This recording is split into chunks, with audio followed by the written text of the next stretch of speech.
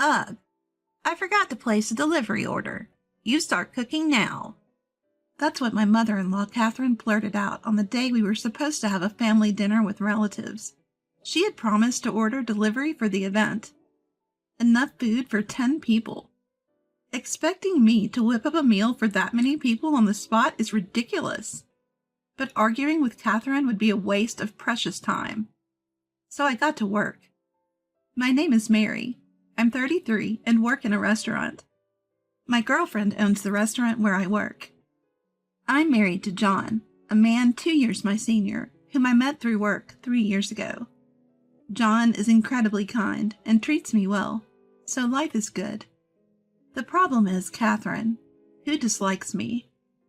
When John and I first moved into our new home, my parents-in-law helped us.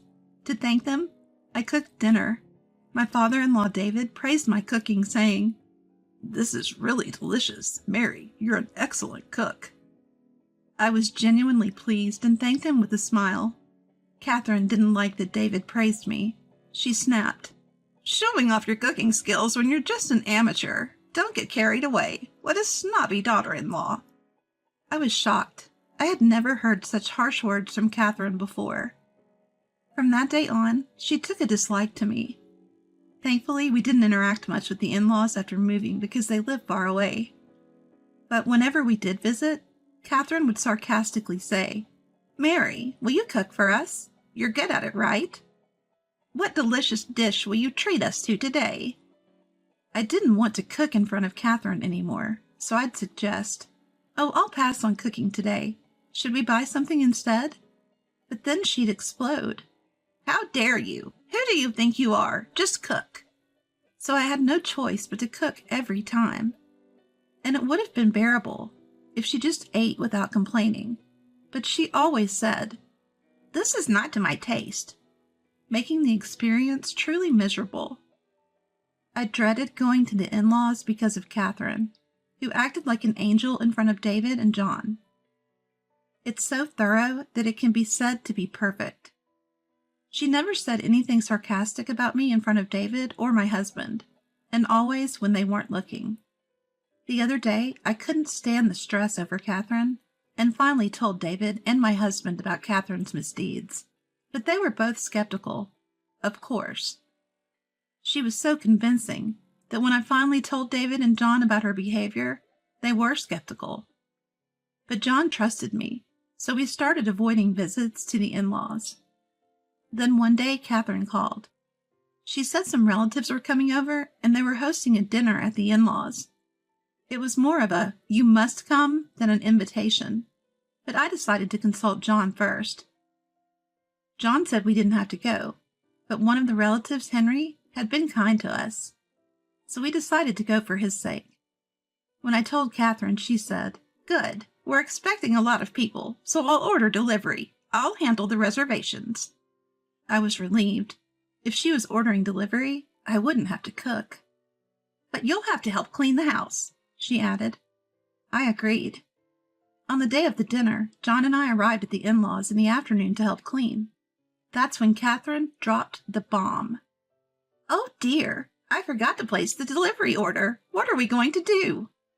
I frantically called nearby restaurants that could deliver, but because it was last minute and for 10 people, they all turned us down. Time was ticking, and it was soon time to pick up the relatives. Catherine and I decided to buy some pre-made salads and chicken from a nearby supermarket, while John and David went to fetch the relatives. The moment the front door closed behind our husbands, Catherine started boiling water. To my surprise, she said, "Pre-made food is so bland. You can make everything from scratch, can't you?" Her mocking smile filled me with both anger and suspicion. "Did you intentionally forget to place the delivery order, Catherine?" I thought about it, but time was of the essence. I considered walking out, but I couldn't let down Henry and our husbands, who had gone to pick up the relatives. Reluctantly, very reluctantly, I agreed. I quickly planned a menu in my head and dashed to the local supermarket to buy ingredients. I didn't have time to compare prices. I just grabbed what I needed for the recipes that came to mind. If Catherine had intentionally skipped the delivery, She'd surely criticize me for using what was already in the house. So I even repurchased the seasonings I usually use. When I returned to the in-laws' house, laden with bags, Catherine was leisurely sipping coffee in the living room. "My, you've bought a lot. I'm sure you'll make us lots of delicious dishes. What's with that face? I'm letting you use my kitchen, so get cooking." I was infuriated by her tone, that I considered dropping everything and leaving. But I swallowed my anger and started cooking, not for Catherine, but for Henry and the other relatives. As I hurriedly prepared the meal, Catherine would occasionally come in to criticize my taste, my presentation, and more. When I asked where certain kitchen tools were, she just laughed and didn't tell me.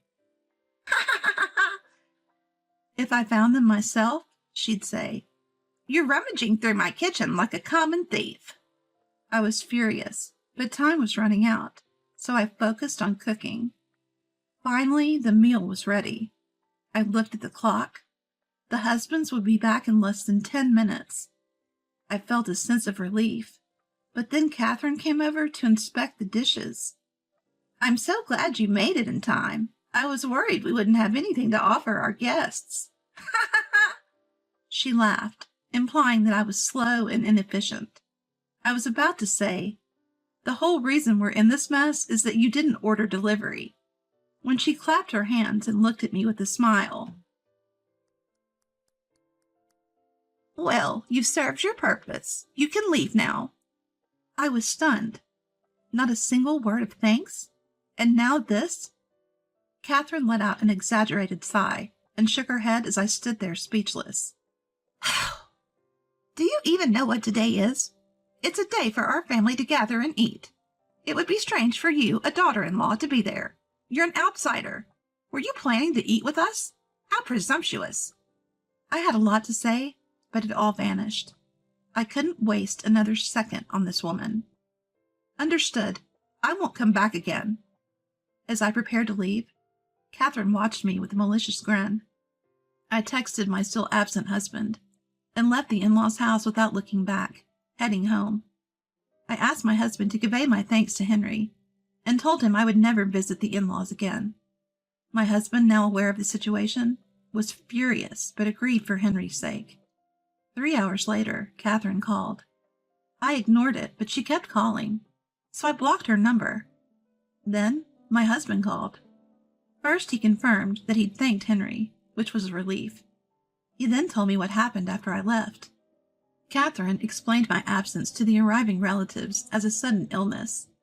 She then served the dishes I'd prepared, claiming them as her own. My husband, who knew the truth, was furious, and David also realized that the food was unlike Catherine's usual fare.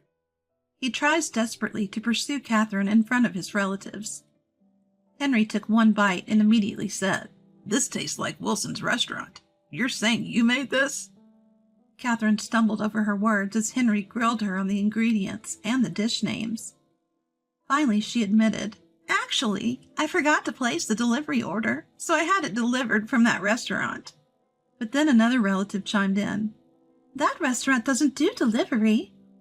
Cornered, Catherine finally snapped, "Fine, I apologize for serving food from such a cheap restaurant." Henry and the others were stunned.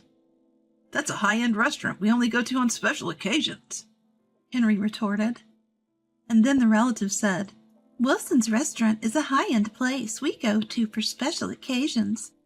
And didn't you know Mary is training there to take over from her grandfather?" Catherine had mocked me as an amateur cook, but I'd been working as a chef at a high-end restaurant. I may not yet be on par with my grandfather, a master chef with 15 years of experience, but I certainly know more about cooking than Catherine. I had clearly told her where I worked and that it was my grandfather's restaurant. Her mistake likely came from confusing it with similarly named local restaurants. My grandpa's restaurant had been a local favorite for years. There are few other places around here that have also adopted the chef in their names, trying to ride on its coattails. You'll find places like Wallace's restaurant and Watson's restaurant, so maybe that's why Catherine got confused. In today's world, you can find all sorts of information online, but my grandpa despises media attention and turns down all TV interviews. The restaurant doesn't even have a website. Reservations are only taken over the phone, so it must have been hard for Catherine to find it. She heard from relatives that they dined there a few times and muttered, "I thought Mary was just a waitress at some small restaurant." Catherine was ready to laugh it off, but then Henry shifted the focus to me. "Is Mary okay? I heard she's not feeling well. She shouldn't be cooking for all these people if she's sick." "Exactly, Catherine. Did you force a sick Mary to cook? Why isn't she resting in her room? Did you really just make her cook and then send her home?" As the questions piled on, Catherine seemed to break into a cold sweat. That's when my husband showed everyone the message I'd sent before coming home, revealing Catherine's harassment. The relatives were outraged. Despite their long journey, they left, and Catherine kept angrily calling me. While my husband was explaining all this, Catherine was yelling obscenities at me. I couldn't help but laugh at her barely audible shouts of, "Come and apologize." "I promised never to return, so let's just cut ties," I said. A few hours later, my exhausted husband came home. He'd also decided it was impossible to continue relations with Catherine and had cut ties. "Even though I said we're cutting ties, she might still show up. Make sure the doors are locked," he warned. I double-checked the locks on the doors and windows before going to bed. But the next day, Catherine showed up at the restaurant where I work. Even though we hadn't opened yet, she barged in furious. My grandpa, thinking it was a robbery, was met with Catherine yelling, "Your granddaughter is a terrible person. She has no manners." Amidst her nonsense, I tried to intervene, but my grandpa calmly looked down at her. Annoyed, Catherine slammed down a menu. "From now on, I'll educate her as a daughter-in-law should be. As compensation, let me eat here for free. Forever." "What are you talking about? This is nonsense. Bring me some water. I'm going to kick her out," my grandpa said. Stunned by her absurdity, my grandpa shrugged and turned to the staff. Catherine snapped at them. "What are you doing? The customer is always right." "If you claim to be a god, act like one. I'll handle this troublesome person. Mary, go receive the vegetables. They might be waiting," my grandpa instructed me. Just as I was about to head to the back door, Henry appeared. "Good morning. It was noisy, and no one was around, so I let myself in," Henry said. Catherine was startled by Henry's sudden appearance and finally quieted down. Henry is actually a farmer and a longtime business partner who delivers produce directly to our restaurant. He also often brings us extra produce that doesn't meet commercial standards. I wanted to be hospitable to Catherine because she's a good relative and an important business partner. Catherine, now alert, started yelling more nonsense about how terrible my grandpa is, but Henry wasn't having it. Angry that his friend of many decades was being insulted, he told Catherine, "You'll never get produce from us again," effectively cutting ties. Catherine shrieked insults at Henry and stormed out of the restaurant. Later on, David and Catherine divorced. She showed no signs of remorse and continued to badmouth me, my grandpa, and even Henry. David had reached his limit and kicked her out.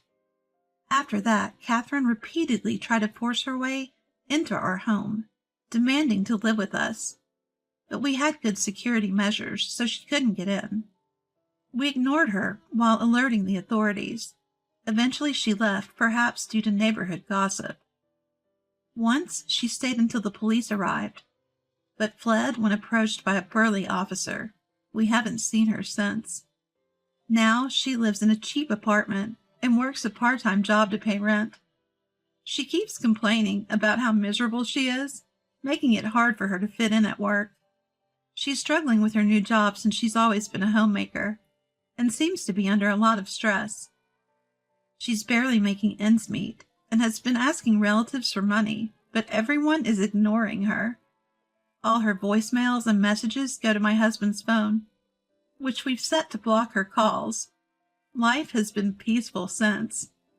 6 months later, I found out I was pregnant. Maybe it's because the stress from Catherine is gone. But my husband David and my family are all thrilled and eagerly awaiting the new addition to our family.